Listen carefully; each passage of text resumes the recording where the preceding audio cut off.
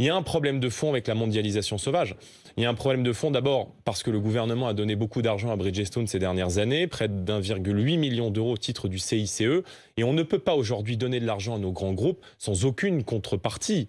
On ne peut pas donner de l'argent aux grosses boîtes françaises sans qu'il y ait des contreparties d'exigence d'emploi. Nous avions réclamé qu'il y ait des contreparties. C'est pas une grosse boîte française. Qu'il y avait... Bon.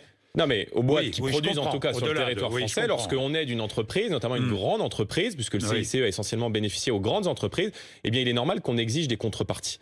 Il y a ce premier problème. Et il y a un deuxième problème qui est évidemment le problème que nous dénonçons depuis des années, qui est celui du libre-échange total et de l'absence aujourd'hui de protectionnisme en matière d'industrie. Il n'y a aucune stratégie industrielle. On a perdu près de 500 000 emplois industriels ces 20 dernières années dans notre pays. Et quand on voit effectivement la concurrence asiatique qui est faite sur le pneu, sur le marché du pneu, qui représentait à peu près 5% en 2008 et un peu plus du double, je crois, 10 ans après, eh bien, il y a évidemment un problème de fond et on ne peut pas avoir une politique industrielle digne de ce nom sans une politique protectionniste, sans patriotisme économique. Lorsque les États-Unis ont été menacés par le pneu asiatique, ils ont mis des droits de douane jusqu'à 80%.